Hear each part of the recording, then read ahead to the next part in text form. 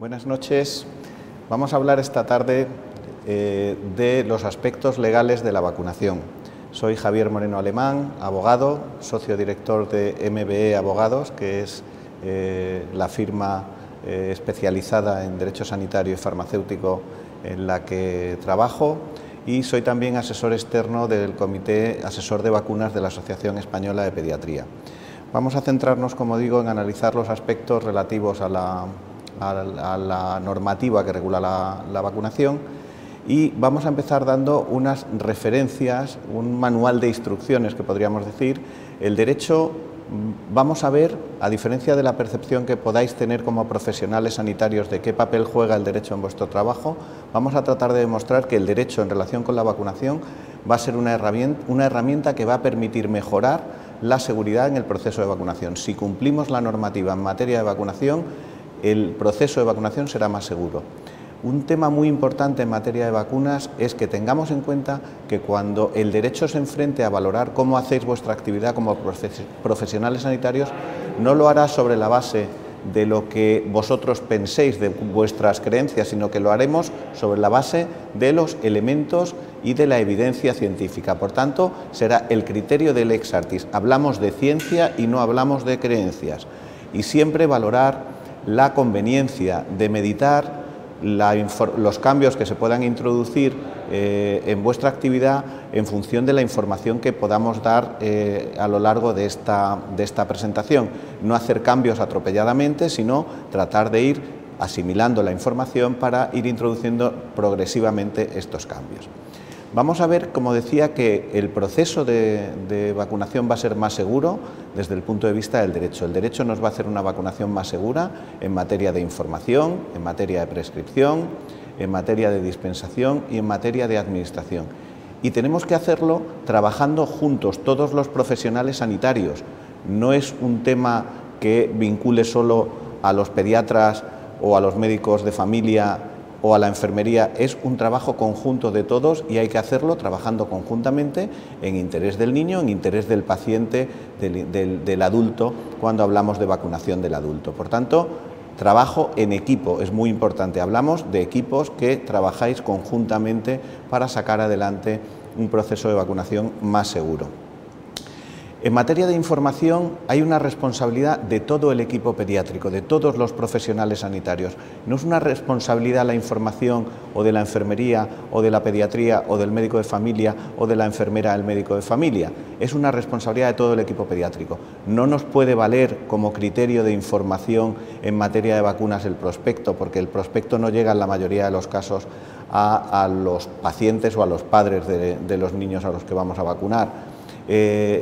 Son todos los profesionales, digo, conjuntamente, los que tienen que hacer ese trabajo de información, esa responsabilidad compartida de todo el equipo pediátrico. Todo el equipo pediátrico tiene que colaborar para garantizar que se dé una información adecuada en materia de vacunas. Una pregunta que se hace con mucha frecuencia desde el punto de vista legal es si hay que informar solo de las vacunas de calendario y campañas vacunales o si también hay que informar de las vacunas no financiadas. Claramente la respuesta es que hay que informar de vacunas financiadas y de vacunas no financiadas. Y hay que informar a los padres, hacerles una información completa, verbal, entendible, ya sea verbal o escrita, y donde se haga referencia a todas las vacunas que pueden recibir los hijos o el adulto, estén o no financiadas por el Sistema Nacional de Salud. La decisión de financiación de la vacuna no puede ser lo que marque el criterio de lex artis en cuanto a la información del profesional, porque una decisión de salud pública podría cambiar en ese sentido el criterio de información. Hay que anotar en la historia clínica que se informa tanto de las vacunas financiadas como de las vacunas no financiadas, y en el caso de que no se hiciera esa anotación en la historia clínica, las hojas informativas que se hacen, que están disponibles en los centros de salud, pues pueden ser muy útiles de cara a acreditar que ha habido una información adecuada. Pero ya doy una primera advertencia, que esas hojas informativas en ningún caso van a sustituir la prescripción, como veremos más adelante. La afirmación de que tenemos que informar tanto de vacunas financiadas como de vacunas no financiadas está soportada desde el punto de vista jurídico. No es una apreciación que se hace más o menos bien intencionada. Hay un soporte legal que avala la necesidad de informar tanto de vacunas financiadas como de vacunas no financiadas. Tenemos ese soporte legal fundamentalmente en dos fuentes. Por un lado, la Ley General de Salud Pública, que establece, por un lado, la garantía de la salud pública que le corresponde a las administraciones sanitarias, que tienen que velar por comunicar en el marco de las políticas de vacunación, ejercer esa tarea informativa. Además, hay que garantizar el derecho de información al ciudadano en materia de salud pública. Como digo, en la Ley General de Salud Pública así se recoge. Y luego, esa comunicación, esa información que se da tiene que ser veraz y adaptada a las circunstancias. Y finalmente, el artículo 19 de la Ley General de Salud Pública del 2011 establece la necesidad de informar para prevenir problemas de salud. Las administraciones fomentarán la prevención informando a la población de los beneficios de la misma. Por tanto, desde el punto de vista de la propia Constitución, la Ley General de Salud Pública, vemos cómo hay un soporte para informar. No se vincula la información a lo que esté financiado, hay que informar para proteger. Y más clara todavía, si cabe, es la Ley 41/2002, donde establece que hay que informar de las opciones clínicas disponibles a los pacientes. El paciente tiene un derecho a que se le informe de las opciones clínicas disponibles. Establece también un principio fundamental la Ley 41/2002, que es que el deber de información integra la lex artis del profesional en el mismo plano que lo que es la propia prestación asistencial. Y además se establece en el artículo 4 que los pacientes tienen derecho a conocer con motivo de cualquier actuación en el ámbito de su salud toda la información disponible sobre la misma. Si es toda la información disponible sobre la misma, incluye también la información relativa a la prevención. Y no se está limitando en la ley la información a aquello que sean prestaciones del Sistema Nacional de Salud. Por tanto, la información, digo, tiene que ser tanto de vacunas financiadas como de vacunas no financiadas. Y esa información se hace para que ayude al paciente a tomar decisiones. Y finalmente se establece también en la Ley 41/2002 la responsabilidad de la información que corresponde a los profesionales. Por tanto, desde el punto de vista legal, no hay ninguna duda que hay que informar tanto de vacunas financiadas como de vacunas no financiadas. Pero, ¿qué es lo que le tenemos que contar a los pacientes o a los padres de los niños a los que queremos vacunar? Pues además de informarle de los beneficios de la vacuna, también le tenemos que informar de qué riesgos puede tener la vacunación. Y en ese sentido hay una distinción desde el punto de vista legal, aunque este tema podemos encontrar sentencias que sean discrepantes con lo que estoy diciendo. Yo lo que mantengo es la tesis que mantiene el Tribunal Supremo. Y el Tribunal Supremo dice que cuando se trata de vacunas financiadas, vacunas de calendario oficial, basta con informar de las consecuencias leves y de los riesgos típicos, porque se pretende que la información sea la necesaria para que se pueda llevar a cabo la vacunación, pero pensando también en salud colectiva, en la salud de la población. El Tribunal Supremo tiene en cuenta la importancia de la protección global de la población y, en ese sentido, el deber de información entiende el Tribunal Supremo que es menor que el que hay que tener en vacunas no financiadas. En vacunas no financiadas, en cambio, tenemos que ser mucho más rigurosos con la información, de acuerdo con el criterio que sigue nuestro Tribunal Supremo. Y hay que informar de riesgos graves e infrecuentes. En algunas comunidades autónomas, incluso en vacunas no financiadas, empieza a haber ya algún formulario de consentimiento informado por escrito. Para tomar decisiones en relación con el proceso de la vacunación, la distinción es sencilla. De 0 a 16 años tienen que consentir los padres, son los padres los que van a tomar la decisión, pero se tiene en cuenta la opinión del menor. Se tiene en cuenta la opinión del menor en función de su grado de madurez. Y se presume en la ley que el menor es maduro a partir de los 12 años. Pero de 0 a 16 años son los padres, los progenitores, los que tienen la facultad de decidir sobre la vacunación del menor. Por tanto, un menor de 16 años no acompañado a un centro de salud no podría ser vacunado, porque no hay el consentimiento de los padres. A partir de los 16 años, de 16 a 18, consienten los menores porque se alcanza la mayoría de edad sanitaria, salvo en situaciones de grave riesgo, donde consienten los padres o los representantes legales con audiencia, teniendo en cuenta la opinión de los hijos. Esta medida se introdujo en 2015 para dar solución al conflicto que se había provocado con el tema de las interrupciones voluntarias del embarazo a raíz de la Ley de Salud Sexual y Reproductiva, y fue la forma que encontró el legislador de solucionar esta situación. A partir de los 16 años consiente el menor, pero si la situación es de grave riesgo se tiene en cuenta que su opinión, pero los que deciden son los progenitores. Una situación muy frecuente que se puede plantear en los centros sanitarios de vacunación es la vacunación en situación de conflicto familiar. Cuando hay un conflicto familiar, que no tiene que ser necesariamente un conflicto sentimental en la familia, sino un conflicto que uno de los progenitores quiera vacunar y el otro no quiera vacunar. La distinción también, desde el punto de vista legal, tenemos que hacerla entre vacunas de calendario y vacunas no financiadas. Las vacunas de calendario, las vacunas oficiales, las financiadas, basta con el consentimiento de uno solo de los progenitores, siempre que no tengamos noticia que el otro progenitor está en contra. Si tenemos noticia de que el otro progenitor está en contra, necesitaríamos el consentimiento de los dos. Pero con carácter general, en vacunas oficiales bastará con que uno solo de los progenitores consienta la vacunación, salvo, repito, que tengamos noticia de que el otro progenitor se opone a esa vacunación. Sin embargo, cuando hablamos de vacunas no financiadas, el criterio es mucho más exigente desde el punto de vista del derecho. No podemos, como en el caso de las vacunas de calendario, presumir de buena fe que el otro progenitor que no está presente no se opone a la vacunación y por tanto lo consiente, sino que se exige el consentimiento de los dos progenitores. Y desde el punto de vista del derecho se considera que la vacunación de una vacuna no financiada es equivalente a someter al menor a una intervención quirúrgica o a un tratamiento médico no banal. Esto lo resuelve o lo aclara una sentencia de la Audiencia Provincial de Alicante del año 2014 que dice que las vacunas no previstas en el calendario oficial, tanto si entrañan algún gasto como si están cubiertas por el sistema público o por algún servicio privado, requiere el consentimiento de los dos progenitores. Es un tratamiento médico no banal y es necesario el consentimiento de los dos progenitores en vacunas no financiadas.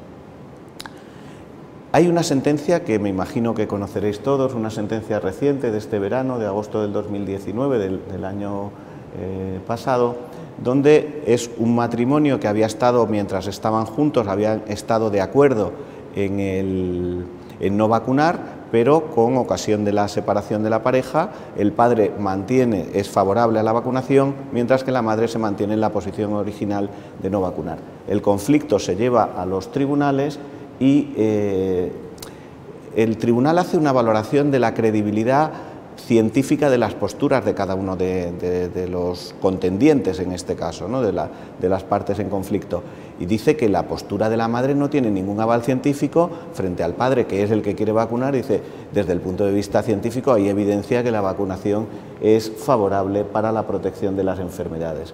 Y aclara algo que es muy importante desde el punto de vista del consentimiento cuando se consiente por un menor de edad, en este caso. Dice que los padres tienen el derecho a decidir la educación, a defender las creencias que estimen oportunas, pero dice siempre que no sea perjudicial para el menor.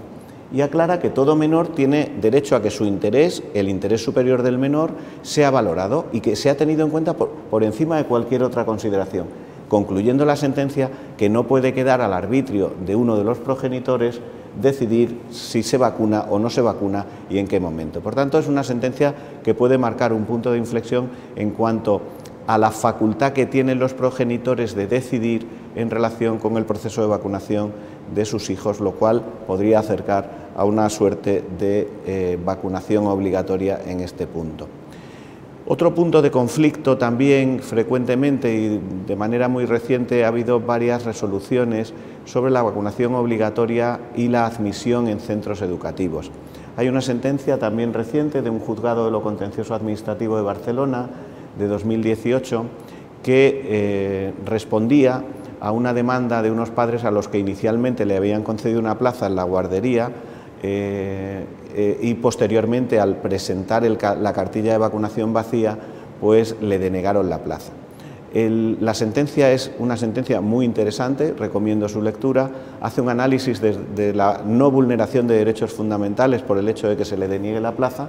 Estamos hablando de admisión en centros educativos de 0 a 6 años y en este caso dice que no hay una vulneración de la libertad ideológica que no se atenta a la dignidad de la persona ni a la integridad física, ni hay ningún tipo de discriminación por negarle la plaza.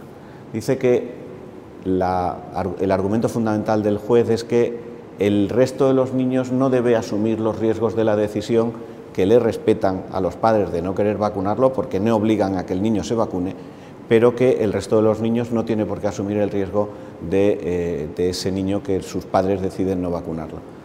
Hay un intento del abogado de tratar de cumplir formalmente los requisitos de la solicitud, diciendo que él había presentado la cartilla de vacunación, que era lo que se exigía, aunque la cartilla de vacunación realmente no estuviera completada, y el tribunal dice que evidentemente esa no es la finalidad. La negativa de los padres a vacunar es conveniente, lo preguntáis muchas veces, es conveniente, claro que es conveniente que se refleje en la historia clínica la negativa de los padres a vacunar después de que se le haya informado de los riesgos y beneficios de la vacunación y de los riesgos y beneficios de la no vacunación. Esto debe quedar reflejado en la historia clínica, y en el caso de que los padres que inicialmente no quisieran vacunarse finalmente accedieran a la vacunación, no quisieran vacunar a sus hijos, accedieran a la vacunación de sus hijos, habría que actualizar los registros de niños que no van a ser vacunados, porque lo que no tendría ningún sentido es que el niño acabara siendo vacunado y el registro de no vacunados no estuviera actualizado. ¿Es conveniente que los padres firmen un documento de renuncia a la vacunación? Pues sí, sería deseable. Pero si los padres se niegan a firmar ese documento de renuncia a la vacunación, pues evidentemente no vamos a forzar la situación ni vamos a tensarla, siempre manteniendo abierto un criterio de diálogo y de relación con los padres para tratar de ir adaptando la información a las dudas y resolviendo las dudas que puedan tener. Nos podemos plantear que los padres que niegan la vacunación de los hijos vayan a recibir algún tipo de acción de responsabilidad en nuestro derecho, teniendo en cuenta que la vacunación es una vacunación que no es obligatoria. No tiene sentido pensar que estamos hablando de una situación donde vaya a haber ningún tipo de sanción. No hay antecedentes de que la Administración haya exigido responsabilidades administrativas o legales a los padres por no haber autorizado la vacunación. Tampoco hay ningún tipo de antecedente de que los hijos hayan ejercitado acciones contra los progenitores por el hecho de haberse negado a su vacunación, y los padres, los grupos contrarios a la vacunación tampoco han sido demandados por los padres por la información errónea. ¿Dónde tiene sentido plantearse la responsabilidad por la negativa de los padres? Pues tiene sentido en aquellos países donde la vacunación es obligatoria. En España, como la vacunación es voluntaria, pensar en este tipo de responsabilidades no tiene ningún sentido. Donde sí tenemos que prestar atención es a la posible responsabilidad de los pediatras que desaconsejan vacunar. El Código de Deontología Médica del 2011 establece que no son éticas las prácticas carentes de base científica. Con ocasión del fallecimiento del niño de Olot por difteria, hubo una consulta del Colegio Oficial de Médicos de Barcelona a la Organización Médica Colegial para plantearse si sería posible establecer sanciones contra aquellos profesionales, contra aquellos pediatras que desaconsejaban la vacunación. Y la Organización Médica Colegial dijo que era perfectamente admisible ese tipo de sanciones, pero que quedaba a criterio de cada colegio oficial. Bueno, pues esa situación que se planteó en un plano teórico en 2015, finalmente se ha acabado concretando, y en el año 2019 el Colegio de Médicos de Madrid inhabilitó a una pediatra por propagar que las vacunas causaban autismo, ¿no? Estaba divulgando tesis que no eran avaladas y que eran contrarias a la evidencia científica y que eran negativas o que comportaban importantes riesgos para la salud de las personas. Y lo basan en un artículo del Código Deontológico de la deontología médica, que los médicos tienen que dar una atención de calidad humana y científica, y respetando la libertad de prescripción. Esa libertad de prescripción tiene que hacerse siempre dentro de los márgenes de la evidencia científica. Aclarar que en mi experiencia de más de 20 años defendiendo a profesionales sanitarios y a servicios de salud no he encontrado ninguna demanda dirigida contra profesionales sanitarios en relación con la vacunación. Encontramos muchas sentencias sobre vacunas, sí, pero no contra profesionales sanitarios. Pueden ir contra los servicios de salud, pero no contra los profesionales sanitarios. Por tanto, no debemos plantear nuestra conducta en materia de vacunación desde el punto de vista del riesgo legal, ni de prácticas defensivas, ni nada. ¿Cuándo se podría incurrir en prácticas de riesgo?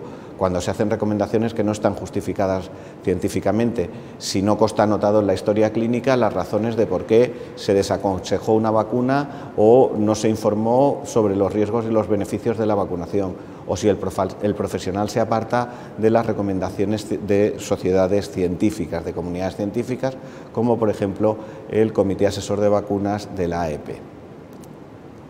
Pasamos ya a la prescripción. En materia de prescripción, tenemos que tener claro que la Ley del Medicamento del 2015 establece que solo el párrafo primero del artículo 79 de esta ley establece que solo los médicos, odontólogos y podólogos son los únicos profesionales que tienen facultad para recetar medicamentos sujetos a prescripción médica. Esta es la redacción actual del artículo 79.1 de la Ley del Medicamento y reconoce que inicialmente solo médicos, odontólogos y podólogos son los que pueden prescribir medicamentos sujetos a prescripción médica. Esta prescripción médica, el instrumento en el que se lleva a cabo la prescripción se regula en un Real Decreto del 2010, que es el Real Decreto sobre receta médica y órdenes de dispensación, donde nos habla ya de que esa receta no vale cualquier soporte, sino que tiene que ser un documento de carácter sanitario, normalizado y obligatorio, mediante el cual los médicos prescriben medicamentos sujetos a prescripción médica para que lo dispensen los farmacéuticos. Tanto me da lo mismo que el soporte sea de una receta privada de los colegios de médicos, de la OMC, como las recetas del sistema público. Y me da lo mismo que sea soporte papel que receta electrónica. Todas las recetas tienen que sujetarse a la normativa que regula este Real Decreto del 2010. Por tanto, estamos hablando de que la receta, no vale cualquier soporte. Ni siquiera las recetas que se hacían hace años en talonarios privados no deberían ser válidas. Pero lo que está claro es que no son recetas, lo que decía al principio de la exposición, los documentos informativos sobre vacunación que están disponibles en muchos centros de salud y consultas privadas. No puede ser que el paciente o los padres del niño sea el documento con el que acudan a la farmacia a obtener la vacuna en sustitución de la receta. Estos documentos informativos, claro que son muy útiles, para informar. Y los padres pues pueden tener una información puntual de todas las enfermedades prevenibles, las vacunas disponibles, pero lo que no podemos es trasladar ese documento informativo como salvoconducto para obtener la vacuna en la oficina de farmacia, que tiene que hacerse, como veremos a continuación, con la receta, ¿no?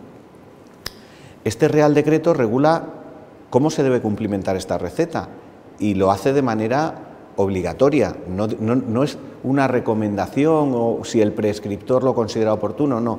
Nos dice el artículo 3.2b de este Real Decreto del 2010 que regula la receta médica que el prescriptor deberá consignar en la receta datos básicos obligatorios e imprescindibles, deberá consignar con carácter obligatorio e imprescindible, por tanto es obligatorio, es compulsivo, está haciendo una determinación de que esto es como hay que hacer la cumplimentación de la receta, y dentro de esos datos obligatorios viene la denominación del medicamento si se trata de un medicamento biológico. Por tanto, si estamos en presencia de medicamentos biológicos, la denominación del medicamento, de la vacuna, se tiene que hacer por denominación comercial. Las vacunas son medicamentos biológicos, están sujetos a prescripción médica obligatoria y deben hacerse por denominación comercial, poniendo la denominación comercial de la vacuna. Como el resto de los medicamentos biológicos, es como una insulina. No le recomendamos a un paciente diabético váyase a la farmacia y que le den una insulina. El prescriptor decide qué insulina es la que debe tomar el diabético. Pues igual con la vacuna. Yo decía que los únicos que pueden prescribir medicamentos según el artículo 79.1 de la Ley del Medicamento, son los médicos, odontólogos y podólogos, pero es verdad que a partir del 2009 se introdujo en la Ley del Medicamento la facultad de la enfermería para indicar medicamentos sujetos a prescripción médica, y esto estaba pendiente de un desarrollo posterior a través de un Real Decreto. El Real Decreto se aprobó en 2015, el Real Decreto 954/2015, fue un Real Decreto muy polémico, que generó mucha polémica en el colectivo de enfermería y que impidió que se avanzara en lo que es la prescripción de enfermería. Tras años de conflictos entre los dos colectivos profesionales, hubo un principio de acuerdo de las dos partes en conflicto con el Ministerio de Sanidad en octubre del 2017. Parecía que el conflicto se había acabado, pero lo cierto es que en 2018, en octubre del 2018, se introdujo una modificación en el Real Decreto del 2015, una modificación no con el texto acordado entre enfermería, médicos y el Ministerio, sino con un texto acordado solo con el colectivo de enfermería, lo que provocó el disgusto o la falta de adherencia de los médicos, ¿no? Fundamentalmente los temas que han generado más conflicto era el tema de la acreditación. La acreditación, lo que establece el Real Decreto con la reforma del 18 es que es una acreditación automática siempre que se tenga un mínimo de un año de experiencia profesional, o si no se tiene ese año de experiencia basta con un curso de formación gratuito que se impartirá por parte de las administraciones sanitarias. Queda claro a partir de julio del 2018 que el procedimiento de acreditación es responsabilidad de las comunidades autónomas. Resulta así de una sentencia del Tribunal Constitucional donde aclaraba que no podía ser competencia la acreditación del Ministerio de Sanidad como se pretendía inicialmente, sino que tenía que ser competencia de las comunidades autónomas.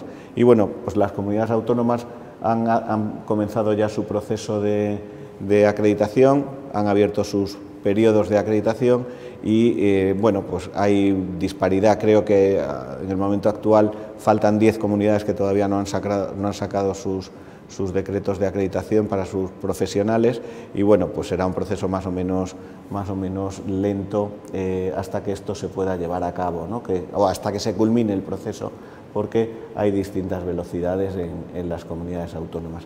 El punto más conflictivo, sin duda, es el de los protocolos y guías de práctica clínica.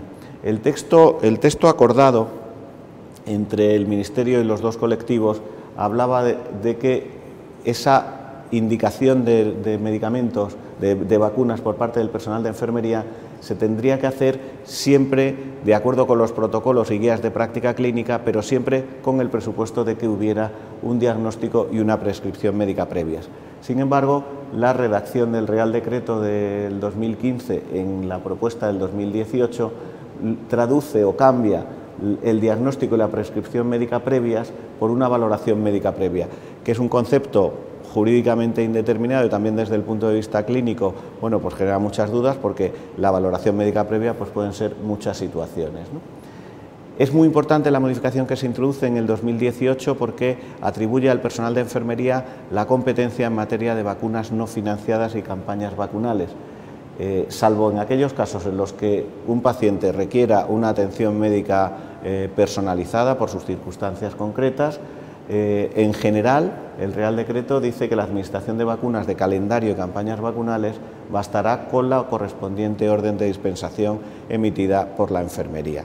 Por tanto, este Real Decreto lo que ha generado es además conflictos adicionales, la redacción, porque también hay colectivos de farmacéuticos, tanto de farmacia hospitalaria como de farmacia comunitaria, que entienden que deberían tener también ellos facultades de prescripción, y algo parecido ha ocurrido con el colectivo de fisioterapeutas, con lo cual el conflicto sobre la prescripción parece que va para largo. Luego iríamos a lo que es la dispensación de la vacuna por el farmacéutico. La dispensación de la vacuna por el farmacéutico se tiene que hacer siempre con la presentación de la correspondiente receta, teniendo en cuenta que si no se hace la dispensación de la vacuna con la receta, el farmacéutico se arriesga a infracciones administrativas graves en materia de medicamentos. Es una práctica habitual que se sigan dispensando vacunas sin la correspondiente receta, y eso genera un riesgo importante. Otra cuestión a tener en cuenta también en la dispensación es la imposibilidad de sustitución de la prescripción por parte del farmacéutico. Hay una orden del Ministerio de Sanidad y Consumo del 2007 que tiene un solo artículo que dice que de acuerdo con lo dispuesto en la ley del medicamento no podrán sustituirse en el acto de dispensación sin la autorización expresa al médico prescriptor los medicamentos biológicos y entre ellos específicamente las vacunas.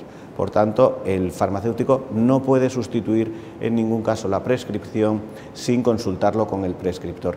Esto garantiza la seguridad del proceso de vacunación porque evita la intercambiabilidad de vacunas o que las pautas vacunales queden incompletas. Y finalmente, para terminar ya con la administración de vacunas por parte de enfermería, llamaros la atención de lo que habíamos comentado, que es necesaria la información de la implicación de la enfermería en la vacunación, las facultades de prescripción y de indicación que tienen con la orden de dispensación en las vacunas no financiadas y en las vacunas financiadas y de calendario, y que la vacunación, la administración de la vacuna se tiene que hacer en centros sanitarios autorizados por personal cualificado para garantizar la posible respuesta ante una reacción adversa, para que quede garantizado el correcto registro de la vacunación y para el desecho seguro de los viales. Por tanto, en ningún caso recomendar la administración de vacunas en domicilios, que especialmente con las vacunas orales pues es una práctica demasiado extendida. Y esto es en una sola diapositiva un poco todo lo que hemos contado. Informa a todo el equipo pediátrico tanto de vacunas financiadas como de vacunas no financiadas. En las financiadas basta con informar de consecuencias leves y riesgos típicos, mientras que las no financiadas hay que informar de riesgos graves e infrecuentes. La prescripción es del médico en vacunas no financiadas por denominación comercial y la enfermería en vacunas financiadas y campañas vacunales por orden de dispensación. La dispensación la hace el farmacéutico en las no financiadas y la receta tiene que ser con denominación comercial, y la administración la hará la enfermería conforme a las advertencias del prescriptor y haciéndolo en el centro autorizado, tanto cuando hablamos de vacunas financiadas como de vacunas no financiadas. Muchísimas gracias. Con eso terminaríamos lo que es la exposición.